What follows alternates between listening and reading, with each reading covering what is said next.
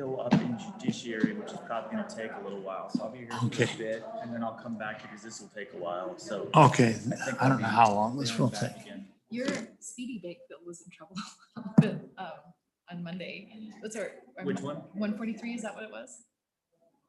In minerals? Yeah. I'm glad you came. I was like, this isn't. Yeah. No, thank you so much for that. Honestly. No, you're welcome. I looked at the list for it and didn't see it and thought, oh, I'm really clear. It happens. I know. The system for notifying people when bills are up is not. Taking care of each other and happy to care of each other. Well, I felt bad it was going south. I'm like, maybe Robin should be here. Give his bill a fair shake. Okay, committee, before we get started on this morning's work, the House passed the recalibration bill last night. And I strongly suspect it will come here and that will be the subject of the Friday meeting. On the printed schedule, we would only have one meeting day. And I think that's going to be insufficient. I suspect because the snow, we'll be able to meet Monday morning on it as well. And I intend to speak to the floor leader and the powers that be on that subject. So be prepared. I think that the results out of the House are fairly complicated and it'll take us a little while to understand it. And a key thing is going to be there was Speaker Barlow put an amendment on that relates to how we handle the new stimulus money out of Washington in education. And that getting that right with the restrictions the feds have put on it is going to be absolutely key. So the LSO staff is continuing to work to understand what Washington has done to us on that bill. And we'll have to pay careful attention to them and careful attention to that amendment. But it's, I think, a complex bill. And so that's likely to preoccupy our work for the rest of the session. So with that, this morning we've got House Bill 165, Wyoming's Tomorrow Scholarship Program. Representative Harshman, you're on.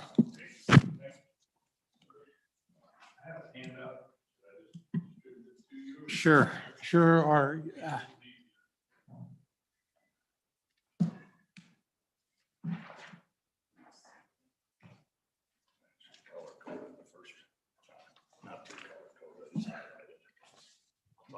Thanks, sir.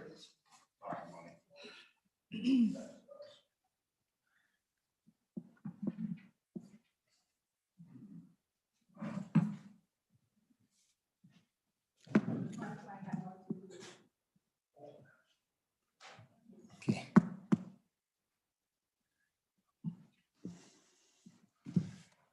Okay, Chairman Scott, you want me to proceed? Go ahead. Okay, well, sure appreciate you hearing the bill, and committee appreciate you taking time to hear the bill. Wyoming's Tomorrow is a bill that a task force that we've been working on for about 2.5 years.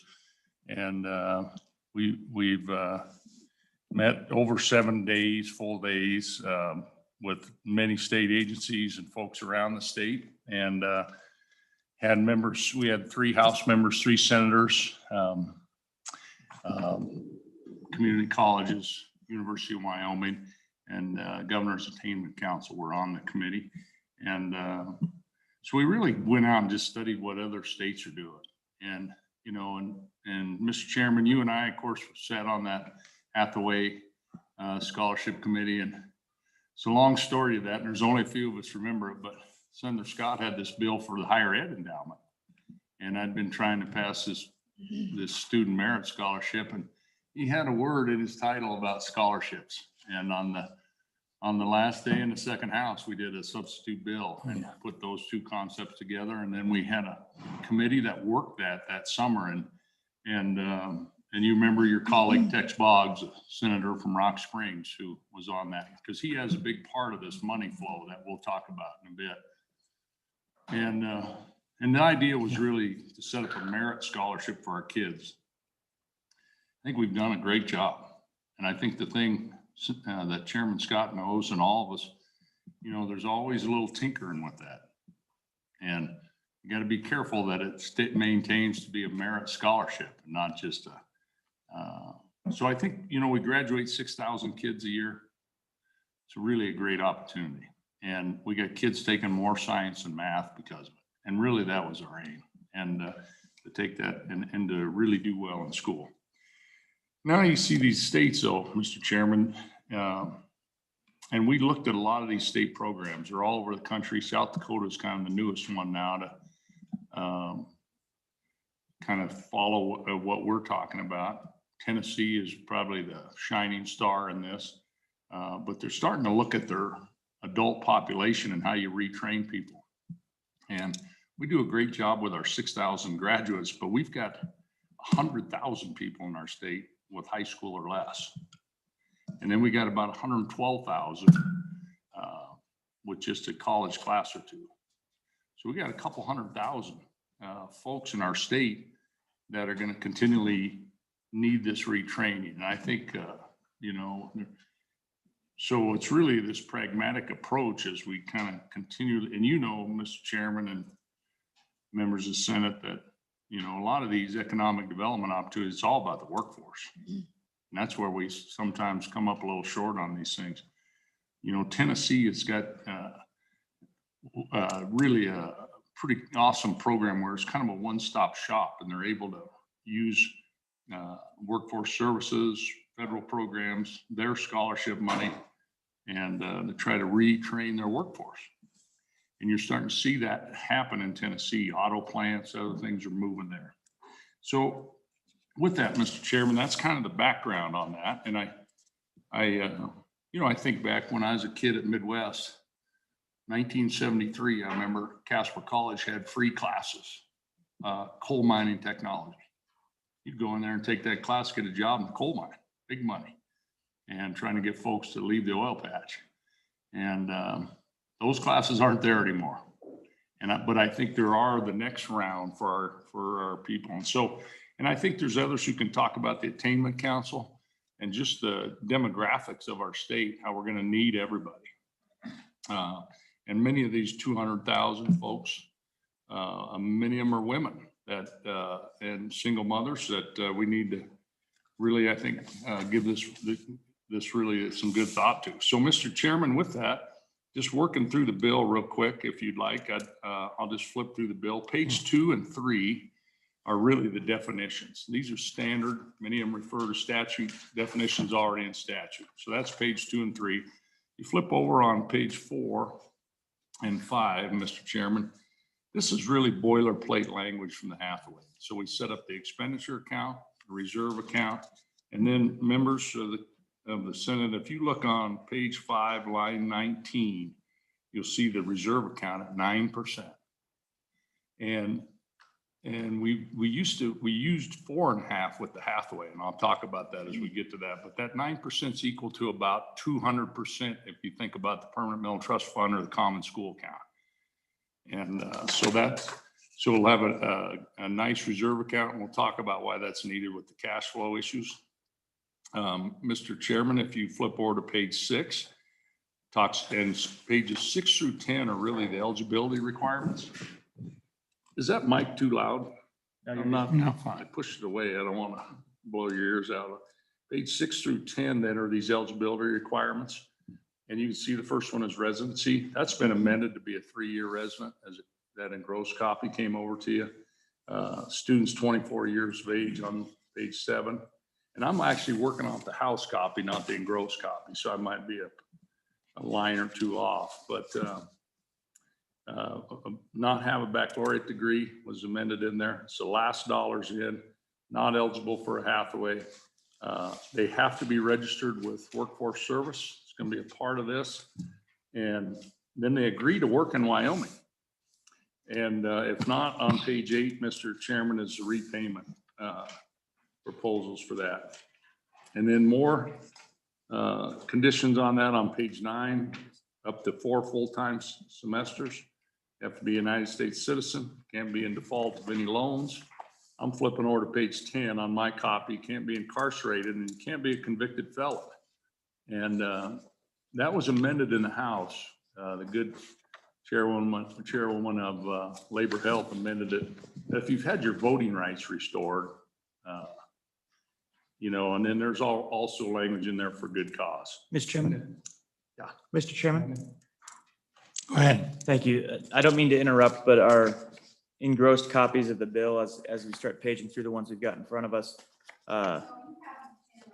Yeah, it's. Is it all there? It's a blank thing. It appears to be all okay, there. it is all there. We've It's had just the two some sides of bad it. Perfect. experience with missing Yeah. bills. Thank you. Okay. Bills with Thank you, missing Lavelle. bills. Sorry about that. Sorry, Mr. Chairman. Sorry, Representative Horstman. This is a mess. We And got that's it. about, it looks like it's about 2 lines off.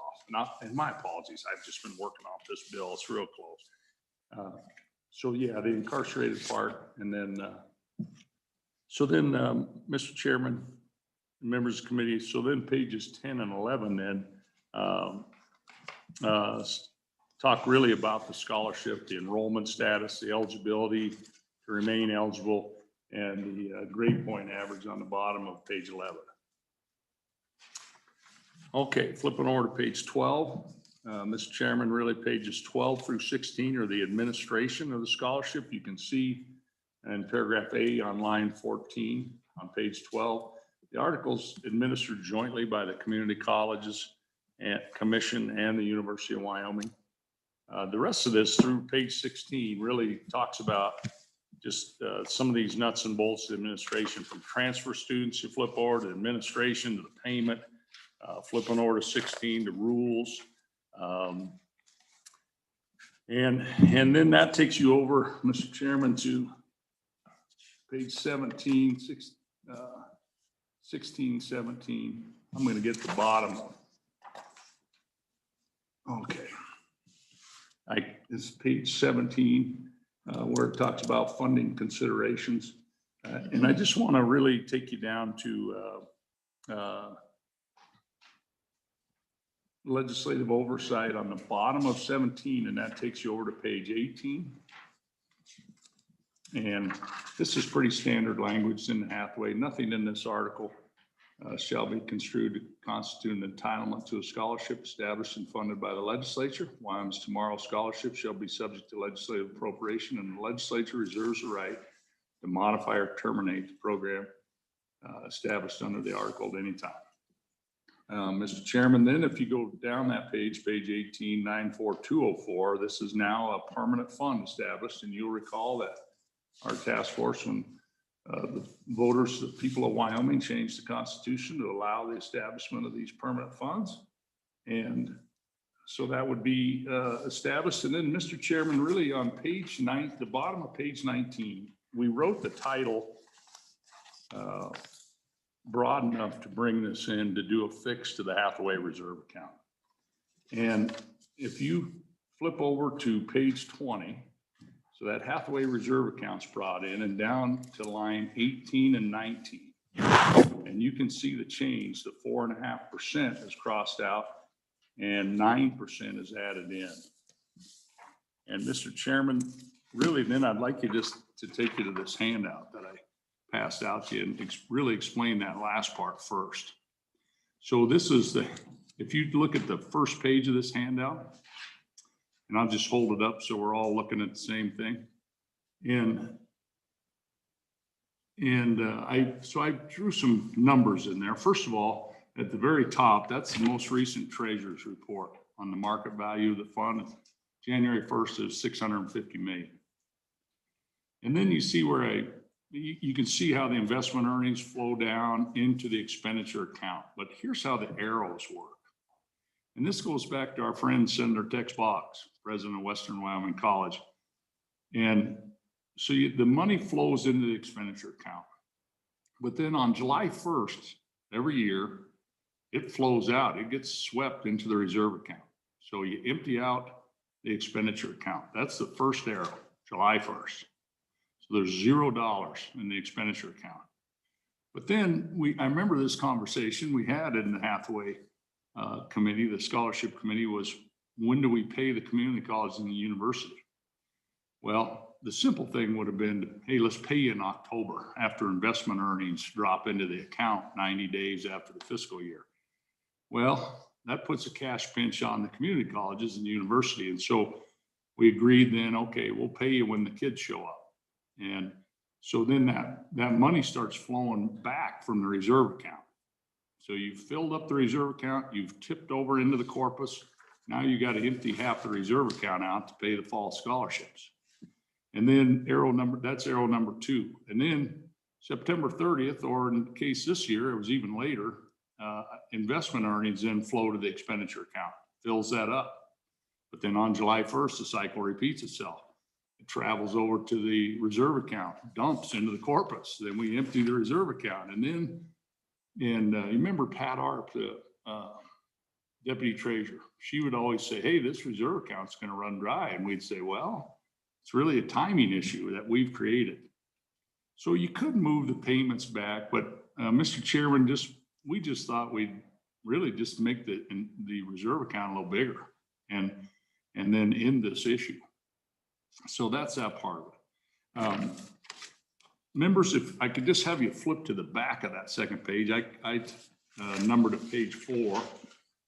And this just gives you a little, so it's on the back side. So if you just go like this to this, and it's really the history of the Hathaway corpus and payments and tips. And I circled in 2009, and we filled this up. These were all school foundation dollars. And once we kept 100 million in the school foundation account, we tipped the rest into this corpus, and it filled up quickly, got to 400 million. 405 million was our goal. So there's not been another deposit into the Hathaway account since 2009. And you can see how it's grown.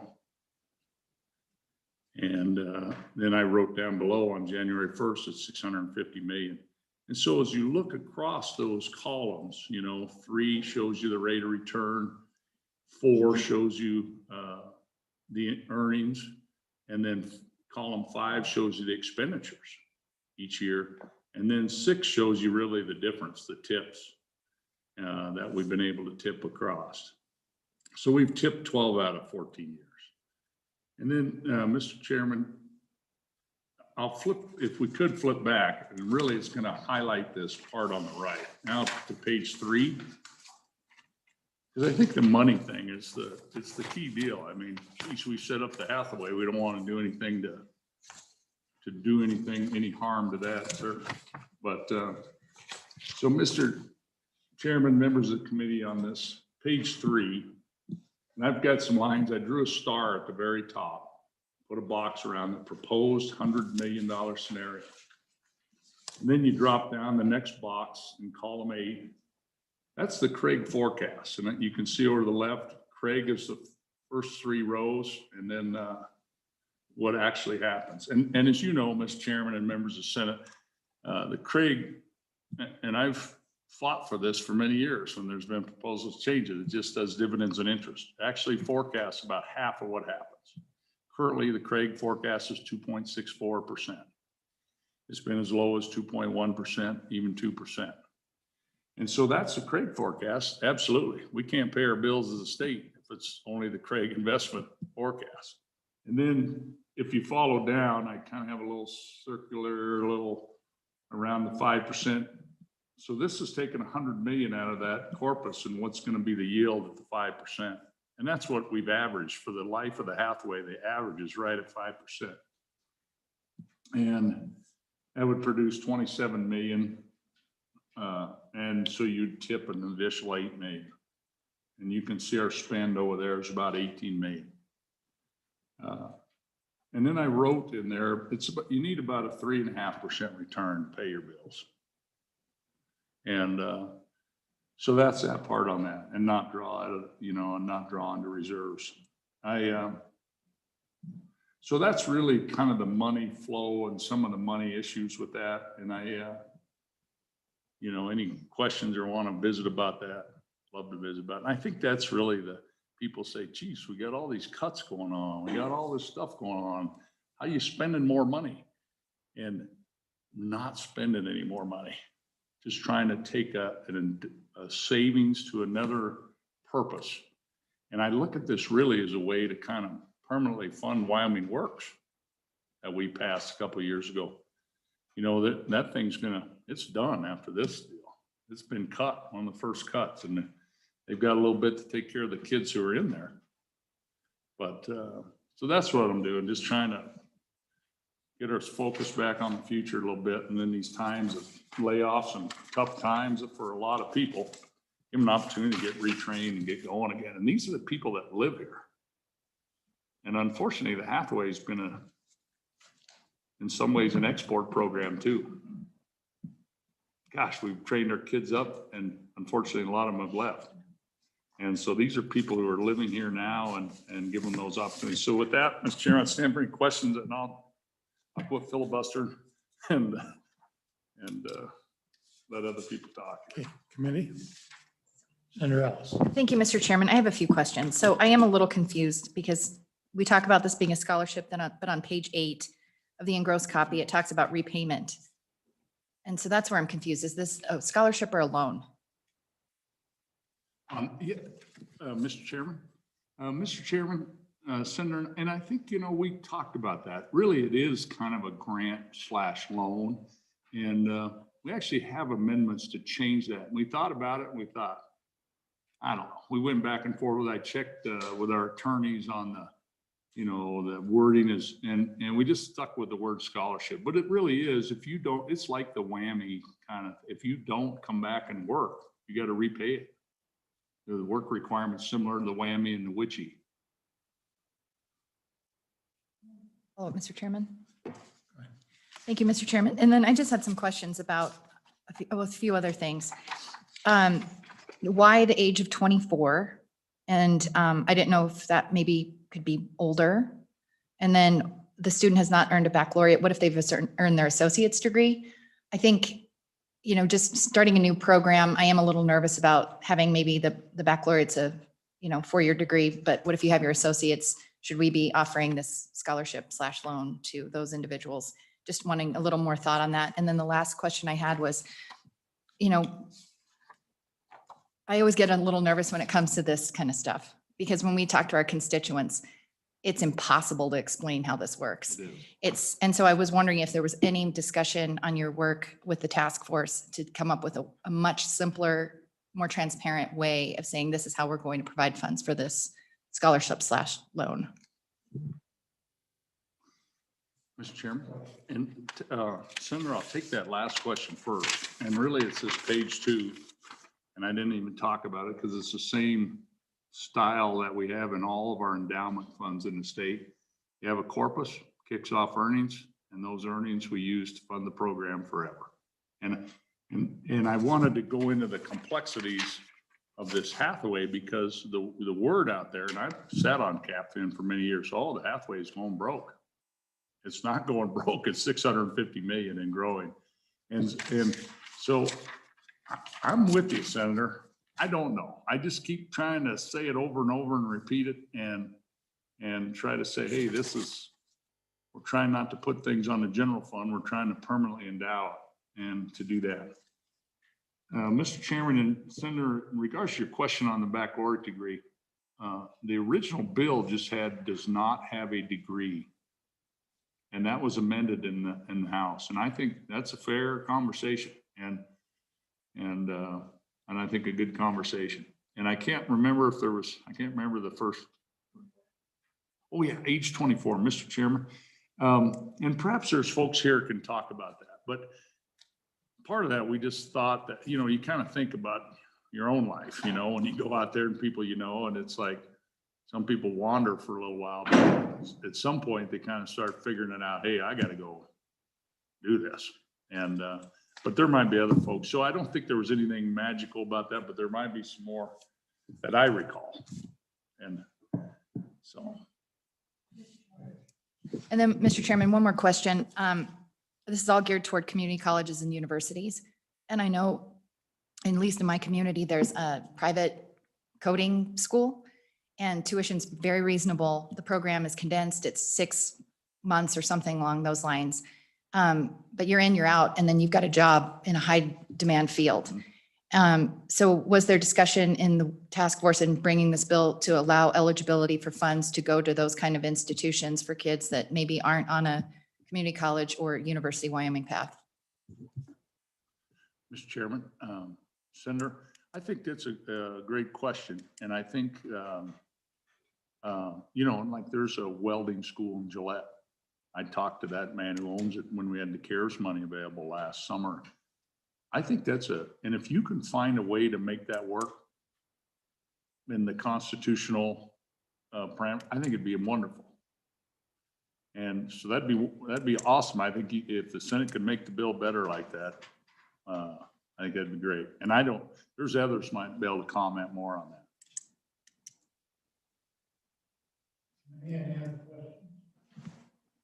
Senator Brightman. Thank you, Mr. Chairman. Good morning. You'll always be Mr. Speaker to me because you were my speaker, so I'll call you Mr. Speaker. Going back to the requirements, I'm worried that they're a little limiting on who can participate in the program, because you do have a lot of folks in this down economy that have bachelor's degrees that need retraining and want to go back to school and stay in Wyoming and get that education and whatever it is. Maybe it's welding, maybe it's something else where the current jobs are. They just may be out of luck with their current degree choice. And that's one of my concerns. What was the discussion on that as far as, why are we so limited on this? Maybe you talked about broadening it out to catch more people. Mr. Chairman. Senator, and I think, it's a good question, and I'll get to the engrossed copy, and really where that baccalaureate was amended into the bill. And I think that's on page 7, line 4. We had a decent discussion about that. And really it came down to focusing on really these 214,000 Wyomingites that have just high school or no high school, or that's 100,000. And then there's about 14,000 that have a college credit or two, but no degree. So initially it was no degree. And then some members in the House thought, what about these guys that have an associate's degree, want to expand or whatever? And that's how the floor adopted that amendment. I think that's open to discussion. I mean, and that's the thing with all this. You try to find the Goldilocks just right part, and you don't know for sure. But the reason with not a degree was really to focus on those 200,000 people that don't have a degree. The other question is, I can't remember, does the corpus of the Hathaway Trust Fund, is that invested in equities and as a blend, or is it just bonds? And talk about the volatility of that for us, if you would, please. What do they invest that money in, and the historical? You see the average is 5% over the past few years, but give us a little bit more understanding of what that is all about with the corpus. Thank you. Sure, Mr. Chairman. Yeah, and I think, and I'm certainly not an expert in that, but it's a balanced return. And I think, there's a couple statute commands that we give. Number one is, a reliable return. That's the first thing in our statute, a reliable, consistent return. The other one is preservation of the corpus. So there is a growth thing, but there's also a preservation, and that's a balance that, the treasurers and the state investment, there's 5 elected officials, and now our investment funds committee work hard on. So that's above my pay grade, but it's not just stocks and bonds, not just bonds and banknotes. And in the old days, that used to be the most safest, most reliable. And one thing I can tell you in CapFin, we've learned they're not anymore. There's bonds that are more risky than some of our blue chip stocks. And so all that is, we've got a lot of money riding with a lot of smart people and a lot of oversight on it. So, it is what it is. And I think it's a pretty reliable source of income for our state in a lot of areas. So My understanding is that it's treated the same way as a permanent mineral trust fund, and it's about a 70-30 equities to fixed income ratio.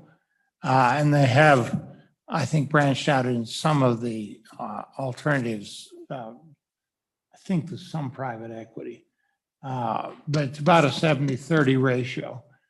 And used to be the real old-fashioned investing rule was you ought to be third in common stocks, third in bonds, and a third in real estate.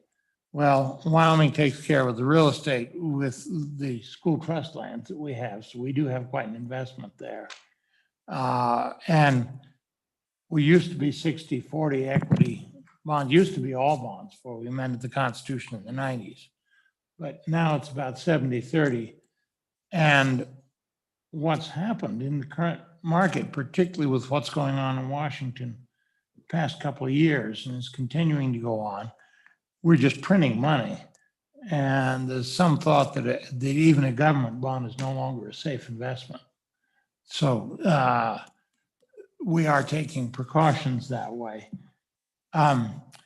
You can't look at any short period, because since the recovery from the recession, when the mortgage lending went sour in 08 and 09, you've had a constant bull market that has reached just unprecedented heights. Is clearly being supported by the amount of money printing that's going on in DC. And you can make a pretty good case that we are not going to see the kind of increases in the future in the equity side that we have in the past 5 years. So that's a degree of caution with all these. And you need to recall the discussion that we had in the Senate from particularly the Appropriations Committee people about how our spending policy amounts in some of these education areas are unrealistic going forward. So there's a whole set of issues there.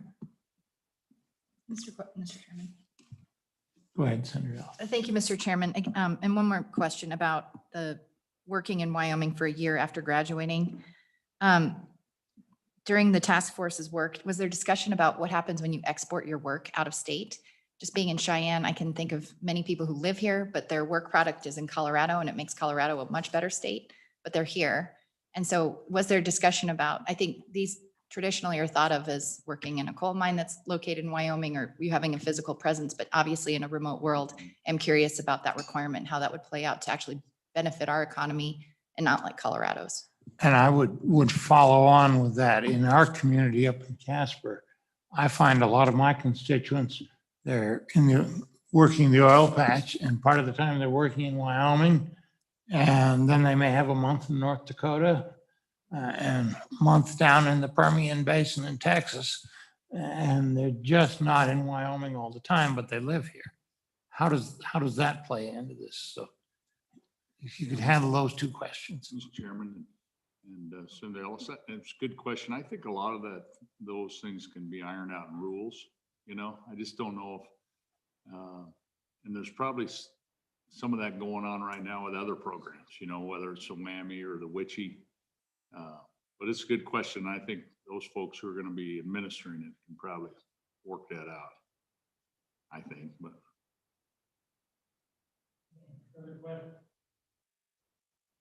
let me ask one then, and if you don't know, maybe Senator Wasserberger does.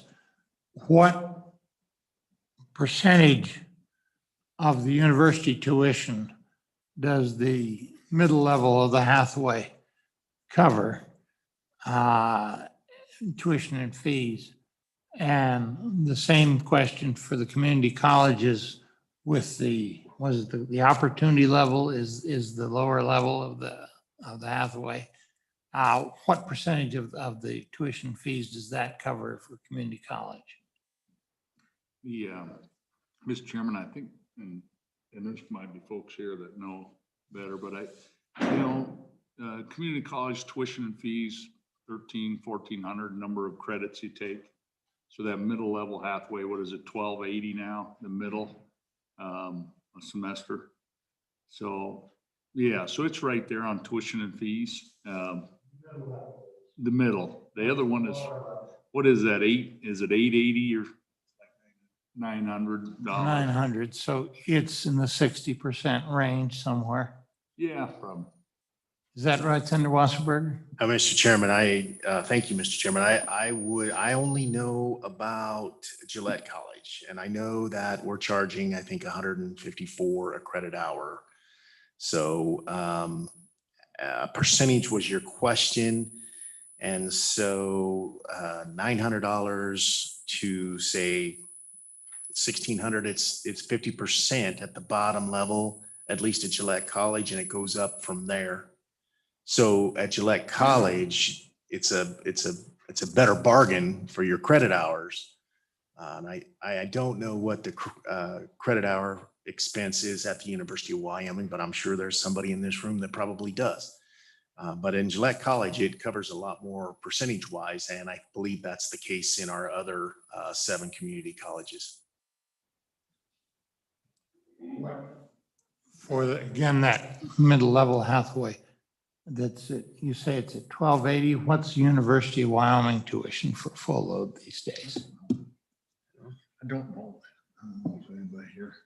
I think again, we're in the 60% range somewhere, but I don't know. Yeah, I don't. Okay. Mr. Chairman, Senator Wasserberg. according to your beloved Constitution, it's as fair, it's as free as possible. Yes, and we are one of at least 2 states that has that provision, and we're the one that's honoring it and doing our best on that. And I think it's one of the real benefits of living here in Wyoming. And the Hathaway is one of the mechanisms whereby we do honor that. And I think it's gradually becoming insufficient in that respect. And I was looking for precise numbers. Maybe we have them. That's a yearly total. Mr. Chairman, in-state tuition is $5,581. So out-of-state tuition is $18,151 at the University of Wyoming. 5,000, how many dollars? 581. And that's a full year. So 2,500, So about 2,600 a semester. And then you've got a scholarship. Top tiers are what, 1,680 or 1,700? 1680 and 1280. 1,680, 1,280. Ryan, why don't you come up and I can't. join them and tell us directly. Mr. Chairman, Brian Farmer, Wyoming School Boards Association. I'm sorry, I don't think I have that information, but I'd be happy to look for it for you. The Hathaway tier is what you're looking for? Well, and what the university tuition? Oh, sure. Yeah, Mr. Chairman, the university's tuition is that $5,581. That's the tuition for 2019-20. So I don't have the current year tuition. Okay. Does that include the fees or not? Mr. Chairman, that is tuition alone. Just tuition. And if we're right that the upper level of the Hathaway is about 1,700 a semester, that's 3,400 a year. That is going to be somewhere in the 60% range. Okay, that's why I'm trying to get an approximate thing. So thank you, Brian. Committee, Senator Wasserberger, do you want to add anything here, I believe, on this bill? Well, thank you, Mr. Chairman. I would like to, I had a Senator bill up. Schuler, too, if you want. I had a bill up, so I was a little late, but thanks for having me today. I would like to talk about how we got to where we are. This bill actually started about 5 years ago, and I went to a conference that was put on by the Lumina Foundation, and we talked about educational attainment. And what came out of that was a proclamation by our former governor to start the Educational Attainment Executive Council. And from that, we moved into the Witchy Task Force. And the task force was had what I consider the highest level educators in the state. And so a couple of years ago, when the Wyoming Works bill dropped, we were very close to dropping almost the same bill.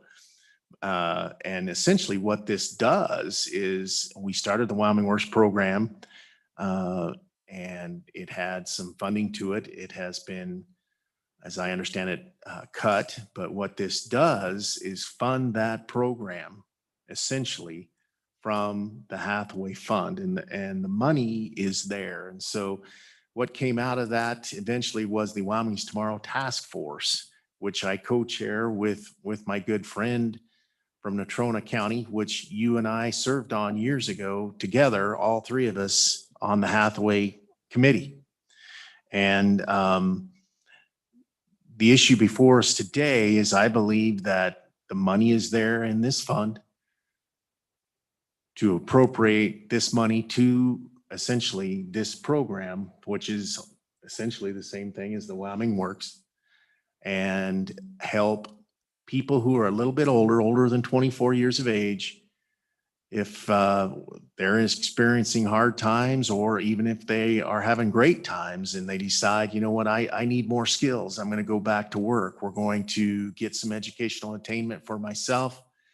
And I'm going to go back to school. And so it does that, helps them do that. And so actually, I think it's the cutest bill in the entire session. I'm incredibly proud of not only the work that my co-chairman put in, but good Representative Summers was there and worked hard. Senator Rothfuss was on the committee, and Representative Connolly, and we all looked at how do we help those people who need a certification, in whether it's in welding or diesel or construction or whatever it has to be, or if they want an associate's degree. How do we help them? How do we help those people? Because you run out of the Hathaway, I think, was it 2 years after graduation, you can't go back and access that. And so, and that's just the way we set it up. And I think with the way we set up the Hathaway, it stood the test of time. That's had, I don't know how many hundreds of bills by this point in time.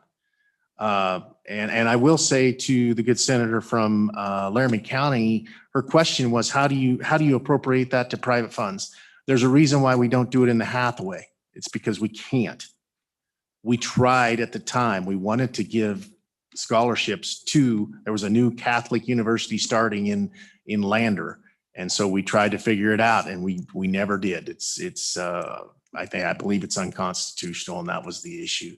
So trying to get that money to a private coding school or to the private welding academy that's in Gillette, I think it's going to be very difficult to do. Oh, and also Senator Schuler was a very important person on that committee also.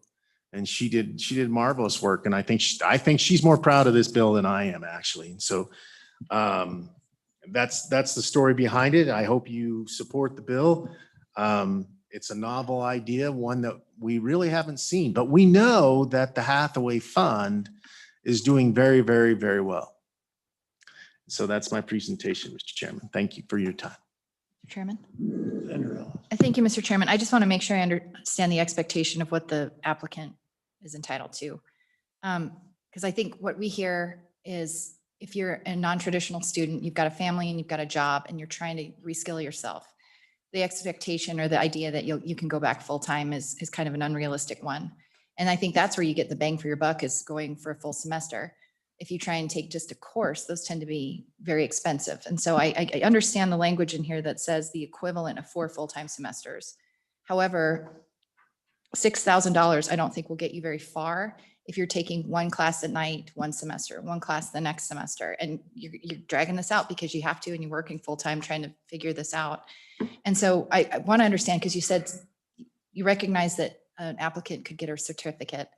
there's no expectation then that they graduate with any particular outcome, a degree or a certificate, is there? For them to have to repay?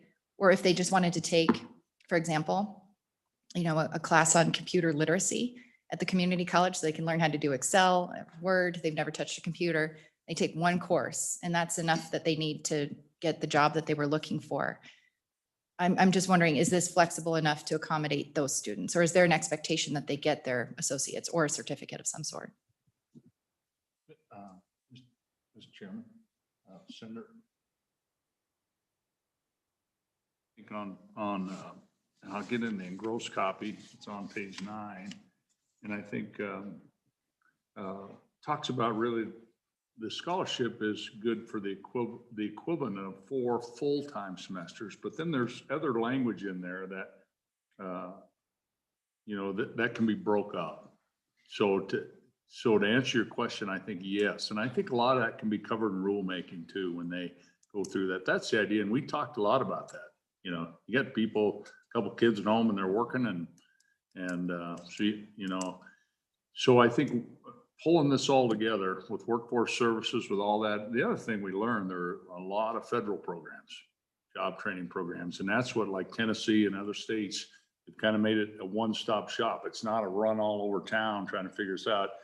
This young person, 26-year-old, comes in, man, we sit down, we do the FAFSA, we do the workforce services. It's a one-stop shop, and here's our options, and here's how you can go with this. That's really what I would like to see it roll out eventually. And I think, there's no way we can prescript all that. That'd be a rulemaking, and we'll have oversight over that. But that's the idea, I think, to be really flexible for these people. You're exactly right. They're out there working, trying to make ends meet, trying to improve their lives and change their family tree, right? Thank you. Then maybe a follow-up question is, we did the full semester at UW is 5,581 per semester, 2,600. Do we have a per course cost that we can just kind of start getting in our head? I'm just wondering how far 6,000 is going to take you. And I'll give you an example. I wanted to take a Navajo language course at the University of Arizona, University of New Mexico. They were crazy expensive, thousands of dollars. And, for my enrichment, I decided not to do that. So that's my concern, is if someone's really working full-time trying to take a course, I worry that 6,000 is not going to be enough to get them very far. That this is really geared towards someone who's going to quit their job to go back full-time. And I worry about that. Mr. Chairman, and I think, Mr. Chairman and Senator, I think President Joe Schaefer, and I think he's going to be online, he's got some good comments on that, because they've gone through a similar kind of test program where there were some donated funds, and he can speak to that, I think.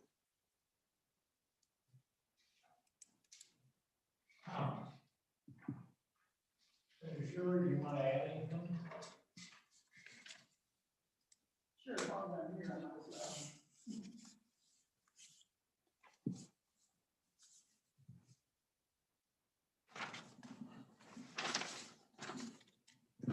Thank you, Mr. Chairman and members of the committee. I'm very proud of this program. I think the task force came up with an amazing opportunity for our students that maybe might be leaving the state. I think that's really the focus for me, is that we talk about the brain drain all the time that leaves Wyoming. We train our kids sometimes and they leave the state. Well, these students that we're talking about, these non-traditional students, sometimes they stay, but they stay here in dead-end jobs, or they just feel kind of hopeless, and maybe I do need to leave and go to another state. This opportunity here, I think, will keep a lot of these folks in town, in our state, and they'll provide jobs, and they'll provide advancement in their own areas that will help them, I think. When we talk about non-traditional students, we did talk quite a bit about the age factor, and I know Senator Ellis talked about why 24, and I think 24 is generally the age that most colleges consider as non-traditional. And I think the Tennessee program is at 25 and up. We bandied around that age quite a bit. I think we looked at 22, we looked at 24, but I think the bottom line is when kids are, they don't go to college and they're working in a job and it just doesn't look like it's something they want to do the rest of their life, but maybe they have a child by now, or maybe they're married, maybe they're not. And they just don't see this career as something that they really want to do. And this scholarship, I think, gives them the hope And actually, this is what a lot of the other states call their scholarships that do the same thing as Hope scholarships. I think this does give us some hope for these students that are 24 and above. It gives them the opportunity to say, yes, I want to go back. I want to try something new. Maybe I want to stay in the job I'm in, but maybe I want to advance. But I need some more training, but I don't have the money. And I don't have, the things that I need to further myself. So I'm very much in favor of this. I think the task force did really good work, and I hope that you'll take a real hard look at it. Thank you. Right. Thank you, Mr. Chairman. Senator Schuler, I'm still hung up. I don't like the language that makes you stay here, even if you get a better opportunity somewhere else, because in my mind, the whole idea behind this is to improve your opportunities in life and outlook on life, not to tie you to Wyoming or else you have to pay all the money back. And what is more important to you as far as this bill goes, getting this scholarship out and educating these students, or keeping them here? Because obviously, if you've got to choose one or the other, which one would you choose, and which is the biggest thrust of the bill? Thank you, Mr. Chairman. Thank you, Mr. Chairman. Actually, I think it could be both. I mean, we want them to stay here, but they don't have to stay here, indefinitely. It's not to say that if another job opportunity comes along down the road after we've trained them, we don't want them to leave immediately. We'd like them to stay here and work as nurses or plumbers or welders or whatever. But this is not to say that if there's an opportunity, outside of our state somewhere down the road, that they couldn't take that. I mean, that's not something I think that we're in charge of, actually, but I think that ultimately the idea is to try to keep them here and to have them be productive members of our society and make Wyoming the kind of state that we think it is already and can be better as we go down the road. I hope that answers your question. Okay. Committee, at this point, I want to go to hear public testimony. LSO, how many people do we have in the waiting room? Mr. Chairman, you have 4 people and Mr. Schaefer is not in the waiting room. You have a couple different people from CWC and WCCC, but Mr. Schaefer from LCCC is not in the waiting room. Okay. Let's go to the audience that's in front of us first. Who wants to testify in this bill? Yes, ma'am.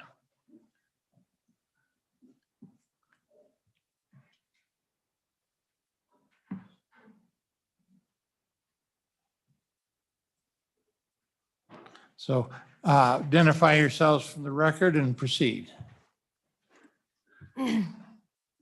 Mr. Chairman, members of the committee, I am Dr. Sandy Caldwell, Executive Director of the Wyoming Community College Commission, and I am here today on behalf of the Community College Commission and the Educational Attainment Executive Council. Online, I do believe that we have our CFO, Mr. Larry Buckholtz, and I do have answers to many of the questions that were posed, including tuition percentage and those types of things.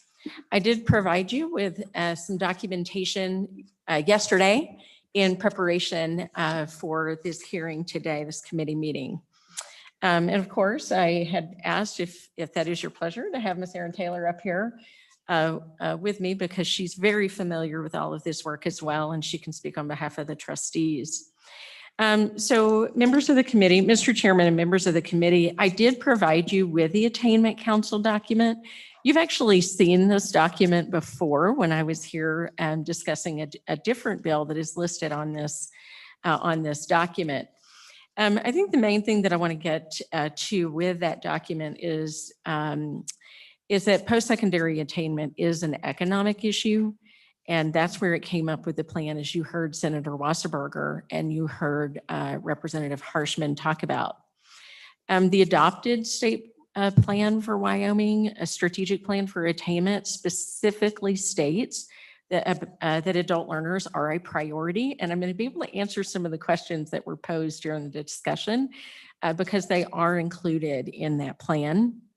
And it does specifically talk about an adult learner grant, as well as a need-based state aid around that grant. So this is right up there. The Wyoming's Tomorrow Task Force, as you heard, those members discuss, really work through all of this information.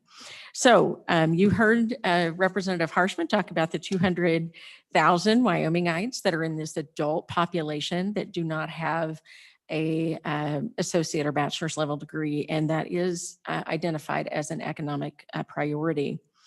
I want to focus just for a minute on the adult learners themselves, because this is going to answer some of the questions that you had.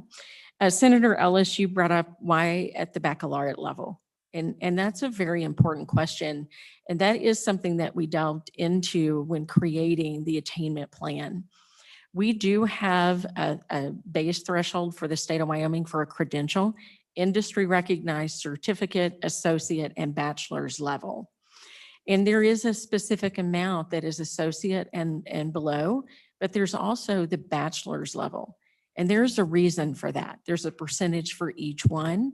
And that's where we did bring forward the recommendation in alignment with the attainment plan to have that at the baccalaureate level. Well, it comes down to what creates opportunity for a high-paying job and what comes into play for creating new economy and new work. And that occurs at the bachelor's level. That's why it's critical for the state of Wyoming, because it is not only having highly trained people, but also having those individuals who will create new business and industry. And there's a pretty clear threshold that we see in the research around that. What does that mean in terms of dollars?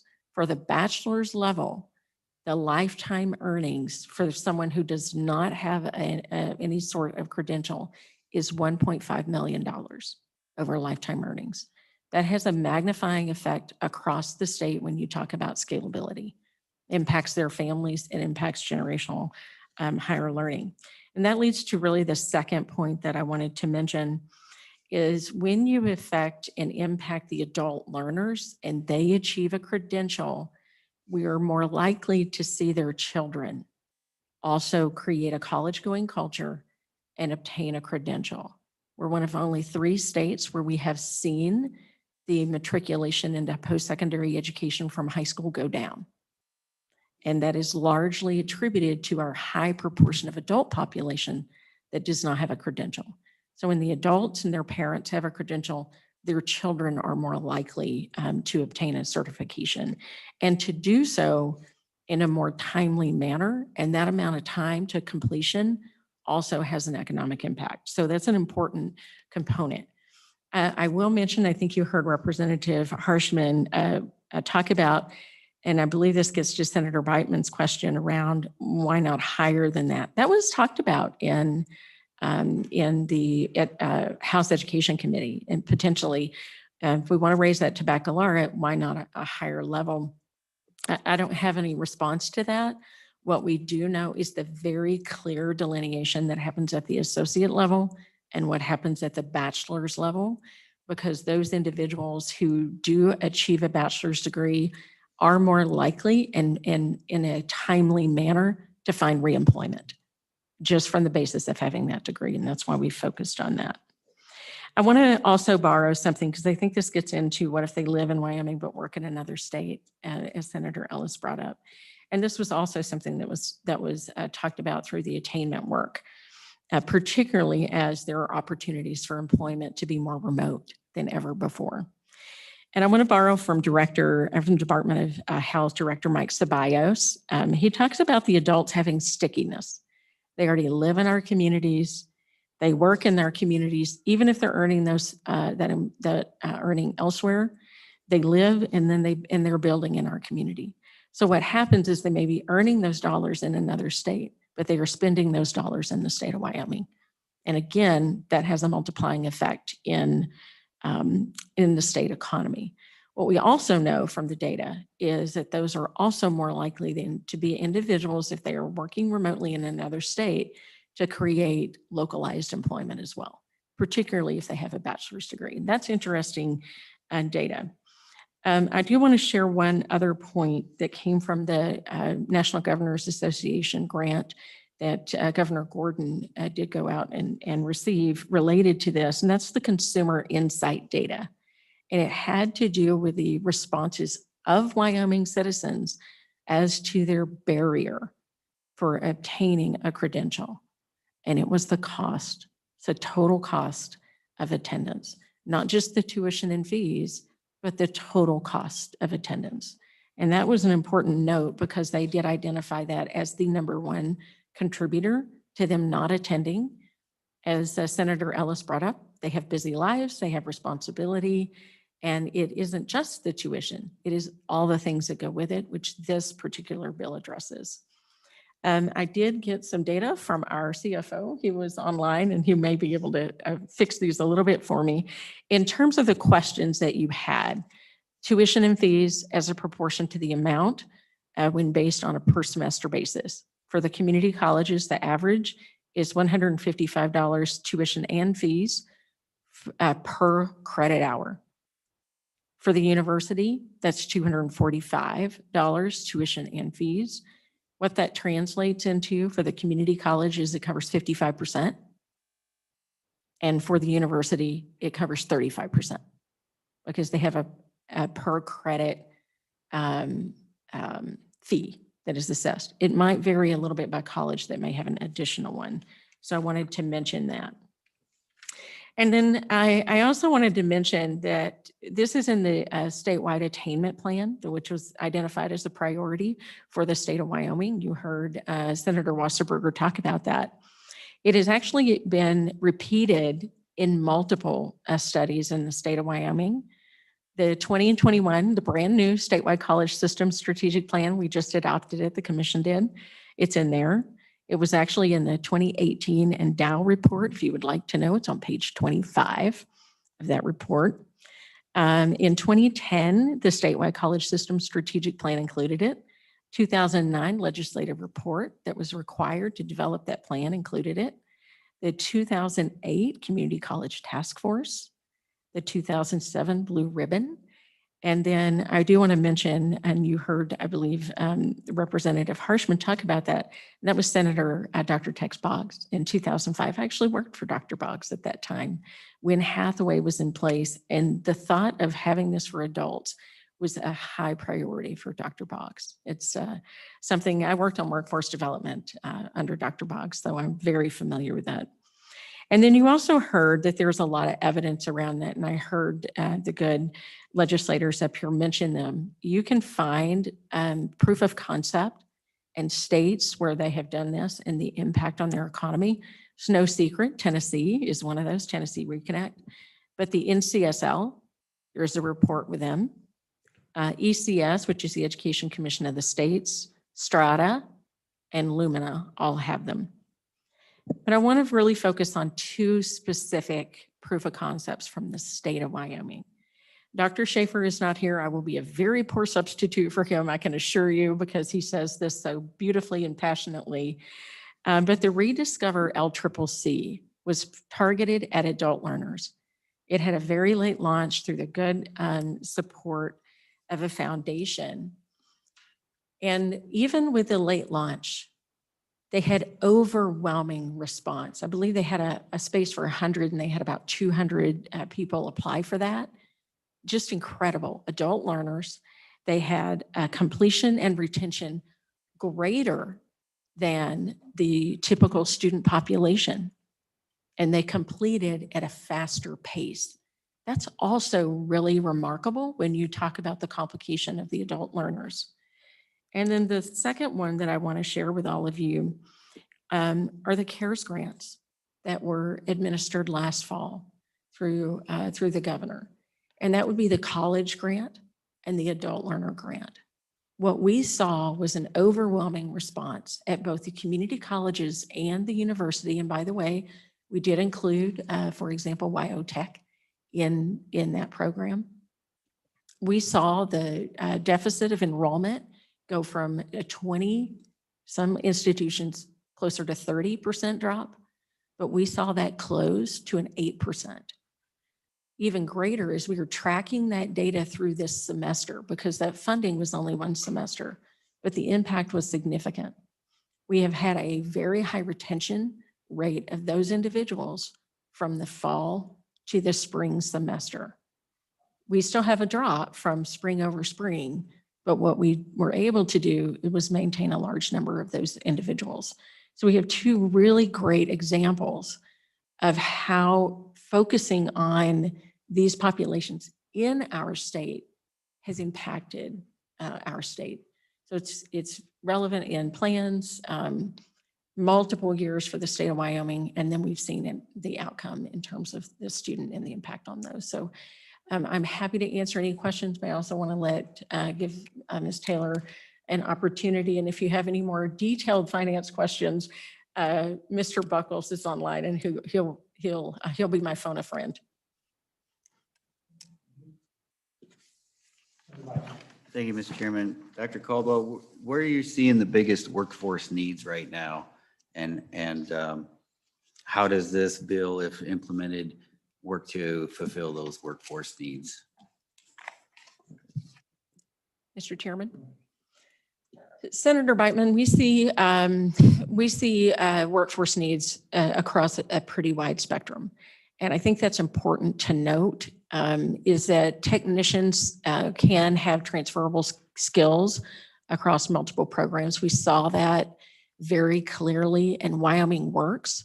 What you might see in the west side of the state is going to be quite different than what you're going to see on the east side of the state. So when you look at the regional economy of, say, Sweetwater County, where we do see quite large expansion of the mines, the Trona Patch that's over there, and the level and the type of technicians that they need is a little different than what we might see in, say, Goshen County and Niobrara counties. But I will tell you that having the very specific programs tailored to those regional economies is very important. All of the colleges work with their next gen sector partnerships where they really put the business and industry in the center and then develop those programs around it. Industry recognized credentials are certainly important and are a part of the plan. For example, the AWS, which is the welding, that comes through the associate certificates and associate degrees that actually almost all the colleges have, because it's applicable to multiple areas. And then what I would also say is the bachelor's level, because what happens is you want to see those technicians very frequently. This is particularly what we hear from manufacturing in those areas, and healthcare also, is that they have people that are skilled technicians. They need to be able to move them into management. And that's where the bachelor's degree and, for example, the BAS programs at the community colleges really help a region where they can grow their own.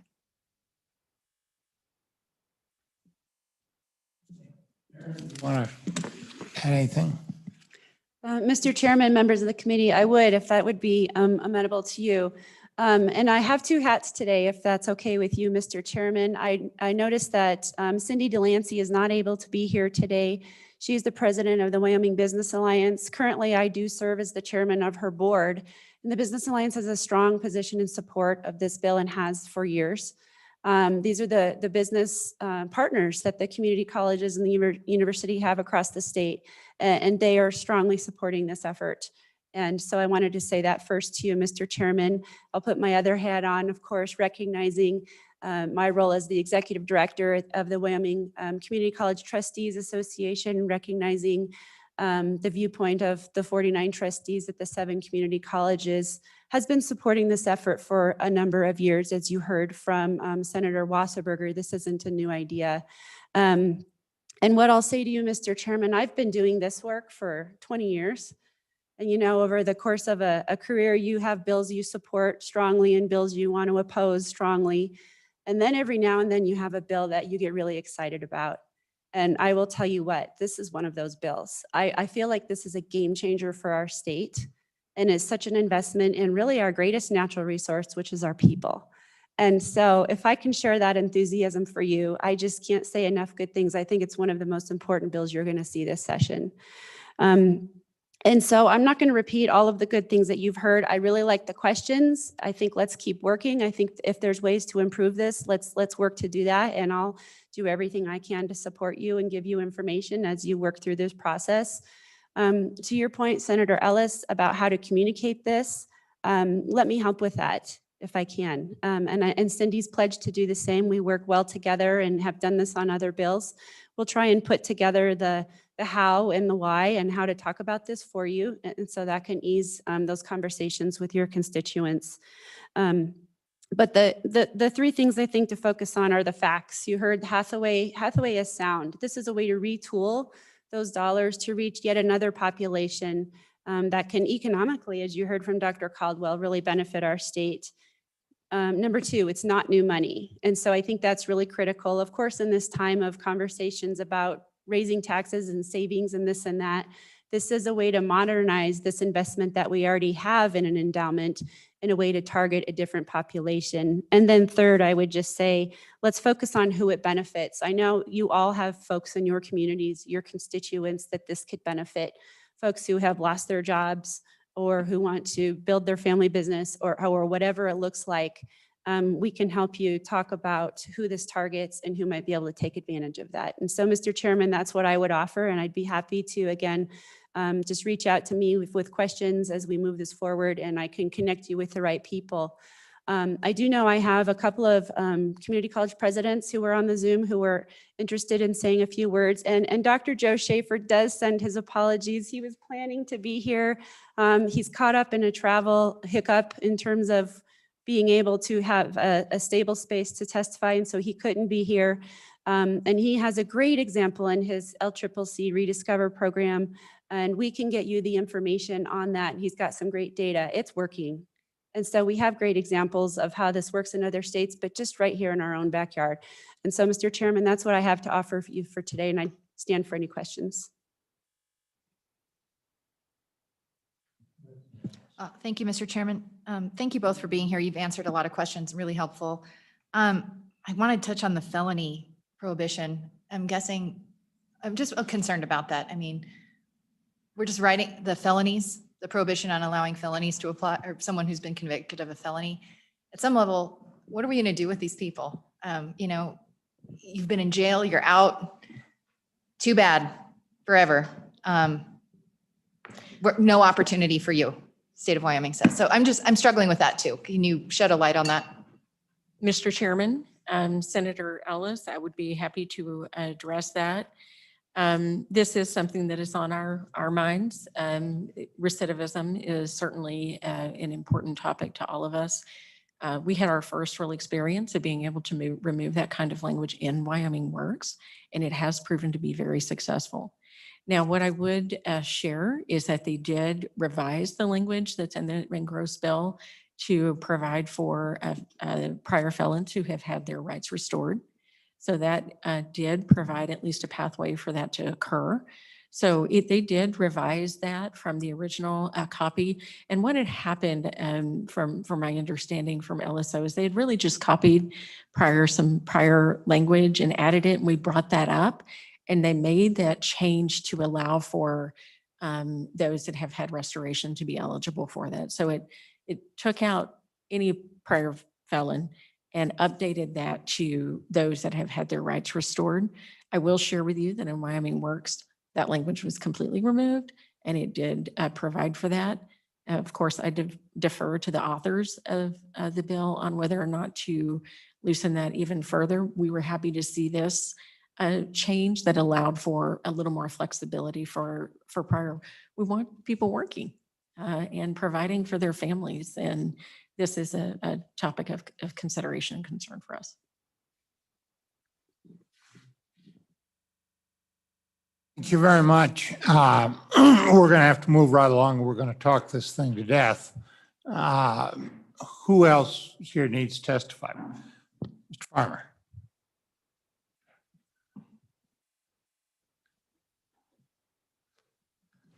Thank you, Mr. Chairman. Brian Farmer, Wyoming School Boards Association. First, I do have some more current numbers for you. I told you the numbers I had were from last year. So the 2020-2021 tuition and mandatory fees for an undergraduate is $6,098 per year. So you divide that in half to get your per semester, 98. That is tuition and fees, mandatory fees. At the per credit hour, the current rate for an undergraduate tuition per credit is $145. Of course, Dr. Caldwell gave you the mandatory fee number with that as well. Just for a point of reference, in 2019, the undergraduate per credit hour was $139 per credit hour. So obviously that's something that increases from year to year. So Mr. Chairman, I did want to provide you with that updated information. As to the bill, wanted to speak in favor of that. For our K-12 students, a lot of times there is kind of a pressure. I've got this Hathaway scholarship, and so I better go to college. And I think this would kind of give them some more opportunity. Not all kids should be going to college right away after high school. We do know that about 80% of today's workforce needs some type of post-secondary training.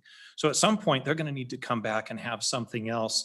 And we just see that as the opportunity and alleviating that pressure to immediately go to college for those kids that aren't ready for that. So with that, we would speak in support of the bill and happy to answer any question. Who else? Who else? Going once, going twice. LSO, who do we have on the video? Mr. Chairman, you have Mr. Brad Tyndall, the president of CWC, would like to testify. Okay, let him in and get the others ready. Go ahead, sir. Thank you, Mr. Chairman. Yes, I am Brad Tyndall, president of Central Wyoming College, speaking very much in favor of this bill. This, as in a nutshell, this would be a huge big deal for the state of Wyoming. We know that Tennessee has gotten so much accolade and praise for their Tennessee Promise and then their Tennessee Reconnect for adults, because it had a huge impact on the economic viability of their state. And talk about a state that really needs this. And it would be a game changer. For 10, 20 years in the future, they'll say, those wise people, can you believe what Wyoming is doing? And the reason why it is such a big deal is that our population, there's one study that showed that in Wyoming, it was the state that you would need a higher education degree, the least, to succeed. And we know that was because of the minerals industry, but things have switched now. Now we're facing situations where our communities are blowing away. People are leaving the state, and we need something to retrain our adults. And at Central Wyoming College, we're last I checked, we were at 67% of our students were adults who are, place bound, and they need this. And so 4 cases of these are real people. So one of them is a young lady from the reservation whose father spoke to me twice about the Hathaway doesn't work for her. She got pregnant right out of high school, and now many years later, she's trying to struggle her way forward. And they say, that what does the Hathaway do for her? I say, well, yeah, that ship has sailed. And she says she needs something. And yes, part-time. Majority of our students are part-time, and we have certificates, and we cater new certificates. We just approved 3 new certificates last week at a Board of Trustees meeting in law enforcement, criminal justice. And we have a new MEET certificate. And these certificates are about 15 or 16 credits, where in a pretty short order, you can re-gear and improve your life. Another story, and I'm not using names of people because they probably wouldn't appreciate me telling them. Another person, a wife said, my husband lost his job in the fields, the oil and gas fields, And what are we to do? Desperate with tears in our eyes. And we're saying we need, and that just represents a whole drove of people. Another case was a friend of my son. He had some heart issues, depression issues, didn't go to college. He was a great student, but he didn't go to college and he kind of wasted his Hathaway. And he says, well, what about me? And what can I do? And these are real people really struggling. And this legislation would get national news for one thing, just like the Tennessee Promise and the Tennessee Reconnect, because it is that powerful. And I understand that there's a messaging issue. It sounds like, we're pulling $100 million from some other good cause, but it really, in my mind, and now I'm speaking as a PhD economist, is that we're really, in my mind, I just kind of jotted down how I message this. We will be messaging this. It's Wyoming's tomorrow through less financial waste. You say, wait a second, waste? There's no waste. Well, for economists, waste is a lost opportunity. So we talk about opportunity cost. And if we let this thing sail on by and say, well, we don't know how to message it, then I go, oh my gosh, have we hurt those 3 or 4 people I've just mentioned? And so much more, 200,000 of them, right? And we need to have people with money in their pockets and better degrees and better jobs. And I think in my mind, there's this opportunity. And if you don't take advantage of opportunity, it is a wasted financial waste. And this is the kind of waste that drives me crazy, because we have so many people that we can positively impact, not only the students, but the industry side of that. So we have 2 new USDA meat processing facilities, and they need workers. And they pretty much don't need baby-faced people coming out of high school who might work there for 6 weeks, 2 months and go on, but people who are settled adults who do need a steady job in perpetuity. And those business partners need this. And otherwise they're saying, okay, they're risking hundreds of thousands of dollars, if not millions, to retool to go to USDA plant. And they're saying, okay, we need the workforce to be there. Everybody's got to do their part. Come on, colleges. And we've invested a whole lot of money at Central Wyoming College for meat processing. And what we need is the scholarship piece. Everyone's got to do their part. And this would do that part, and not only helping those 4 people and the 200,000 others, but those business and industries who say, I get it. And I'm hoping that the messaging of this doesn't get in the way, because we can message this, as Aaron Taylor said, and with the commission and our own marketing people. And my way of saying it is, if we don't do this, we wasted an opportunity to really flip the switch on how we do things and improve our economy in Wyoming. We want to be a Tennessee state, the Tennessee Promise and Tennessee Reconnect. We don't want to be, well, it was too complicated to explain. It was just, I don't know. There's things that can be, as Representative Harshman said, that can be fixed in rules. But you can tell I adamantly support this and feel like this is the exciting bill that we've all been waiting for. And I stand for questions.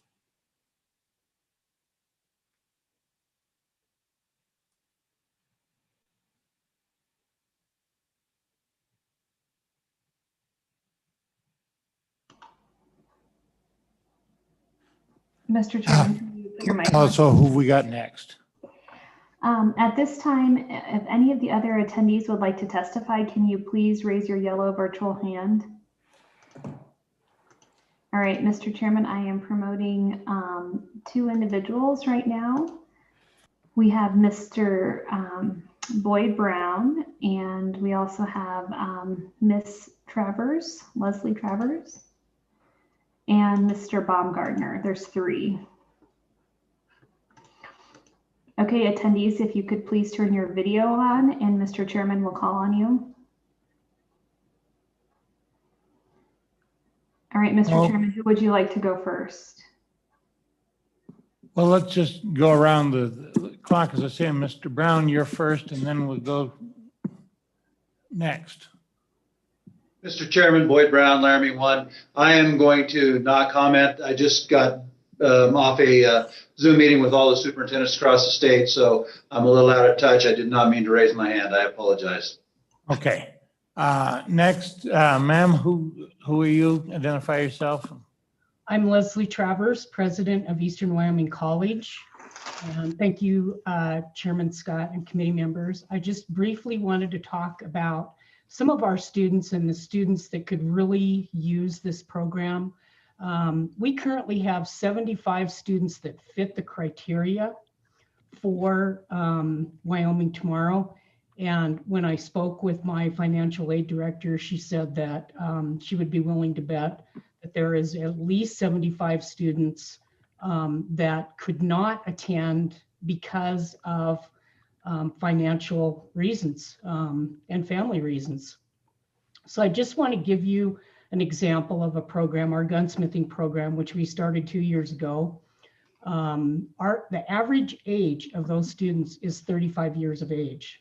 So we are not dealing with, we have a few 18-year-olds in there, don't get me wrong, but for the most part, these are students that graduated from high school and for some reason or another, decided to come back years later. Cosmetology and barbering, I can certainly say the same thing. We see a lot of those students that are non-traditional, more mature students. Additionally, many of our students work in Wyoming. We work with the employers that are going to be hiring them. They're on our advisory boards, and many of those employers in Wyoming hire our students. These students are place-bound. They may have a family member that already has a job in Wyoming, and their children are in school now, and they may be ready to go back to school. So I'm very excited about this opportunity and hope you give it some sincere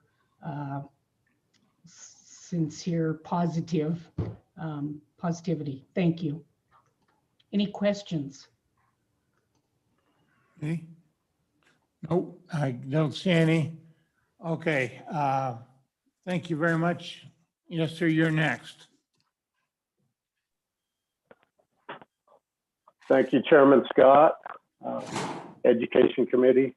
I appreciate the opportunity to testify in front of you. Again, apologize for following from behind Dr. Travers. I'd just like to speak on behalf of community support. By allowing this bill to go through, you would be giving an opportunity for that age group of individuals that might not have necessarily made the choice right after high school. You're allowing those individuals that have some skin in the game, that want to improve their life, want to better themselves by getting a certificate, by increasing their education. You're going to allow them to move up in the workforce. You're going to allow them to better themselves and again make a life for themselves. So again, I appreciate it and urge your support of this bill. It will definitely help individuals within our community, within other communities as well. Okay, yeah. Questions? Okay, thank you. Alice, so does that clear out the waiting room? Yes, Mr. Chairman. Okay, thank you. There's a number of other people here. Did we miss anybody that wanted to testify? Okay. We're going to have to think about this one, committee. Let me say my perspective on it is that I'm enthusiastic about the concept. Frankly, I've seen a family member that really benefited from one of these programs in another state. I think it's something that we need to do at some point. I have two difficulties. One, we are not paying nearly as well as we need to on the basic Hathaway scholarships. And you can argue quite a bit about the mechanics we're using in figuring out how much we've got and how much we ought to be paying. But they're clearly not adequate.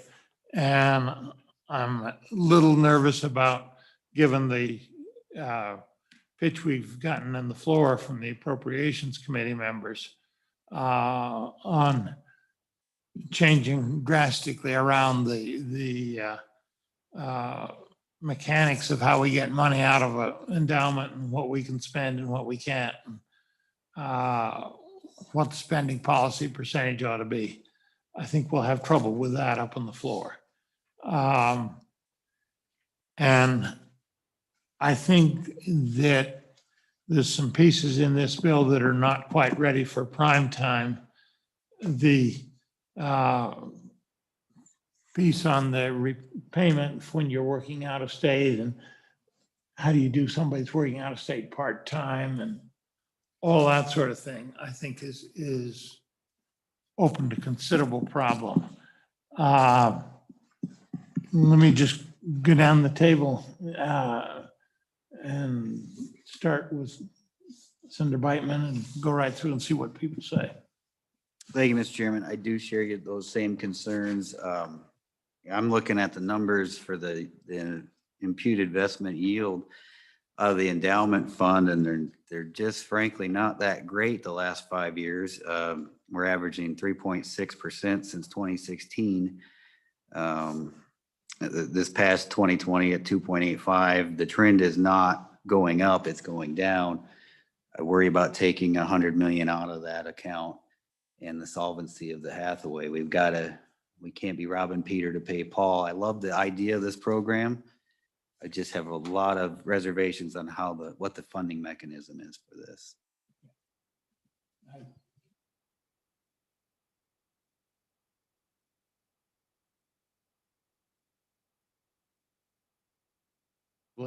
And put it into railroad it in an instant and put in an implementing committee to deal with the problems, but we don't. Thank you, Senator, or Chairman Ellis, or I just saw my own name. Just push yourself. That never happens. Sorry. Never happened. Chairman Scott.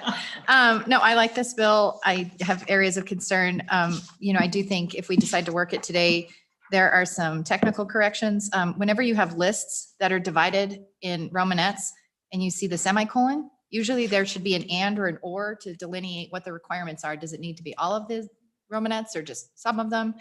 There are a few that are missing, so we'd probably need to go through that and then maybe have conversations in other areas where I'm not sure if periods are more appropriate, but just a technicality. On the source of where the 100 million comes from, I think that needs a little more discussion. Certainly we have our rainy day fund. I worry about us spending that down completely and entirely. I wouldn't mind a conversation about using other funds to draw on that 100 million. But I think some of those could be sorted out, so I'd be fine working it today if you'd like, Mr. Chairman.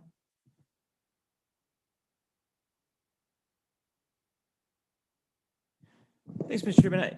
I think this is an important program, and we talked a little earlier, and what you said is absolutely true, that we need to find ways to improve the dollars for the traditional Hathaway. But we have an entire sector that is critical, that is unaddressed in any way. We don't have good programs for non-traditional students, realistically. And to me, this is where we're failing, and this is where we need to succeed in the future, and we need a program here. I really want this to move forward. That's not to say we can't make some tweaks. We could do a slow start, a rolling start. There are probably some things that we can get done, but I was a part of the Wyoming Tomorrow task force, and I was convinced that this is our next big key. When I look at the numbers, when I came in to the legislature in 2011, the Hathaway was at $467 million. We were complaining then that it was struggling, and that we didn't have enough to go year to year, and yet here we are. 11 years later, we've got $650 million. So we've added to the corpus of the Hathaway endowment by nearly $200 million since I've been here. haven't really upped the rates very much and haven't honestly gotten a lot out of it. So if we were to look at what we've got today and reduce it by 100 million, move 100 million as this suggests, that takes it to 550 million, which is sufficient. It just is. So I'm comfortable with that. If others aren't comfortable with it, I'm comfortable with 50 million. And I think there's a lot we can do. Getting the program started to me seems like a key, and finding a way to maybe address highest priority. One thought I have is this starts at 24 years at this point in time, but I think where we need to focus right now is probably 35 years and up. Maybe we reduce the amount that we start with. We go to 35 years of age and older, and we focus on that community as phase one until we can get some more money. Then we dump 50 more million in sometime later and kick the 35 down to 24. And we kind of get that backlog taken care of. I think there's a lot of cool things we can do here. And I don't disagree that we're struggling, but it's all about prioritization. And to me, this is an investment in the future of the state that we have to do. So I'm eager to try and find a way to find the money. Okay. Thank you, Mr. Chairman. I mean, I have the same views as most here. I do have concerns. I'd like to see this program go forward.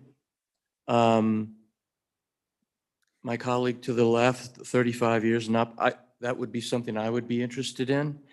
I'm not comfortable with 100 million. So I would like to see that reduced at the beginning. And it's difficult, you know, we got 20 minutes. I feel We don't really have that.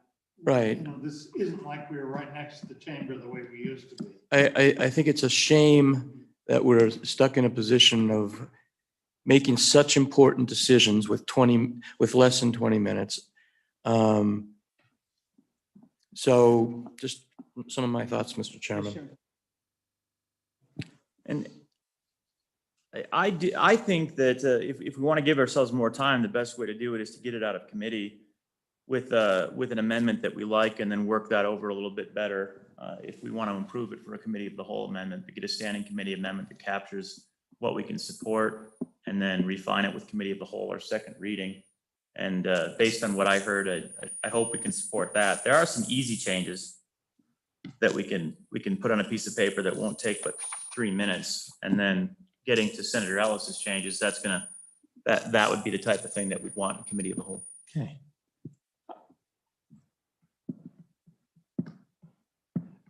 Committee, what I think is theoretically the last day for bills out of committee on the published schedule is Friday.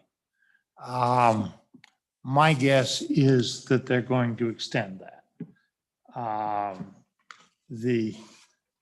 And I don't know what else we're actually going to get out of the House this year.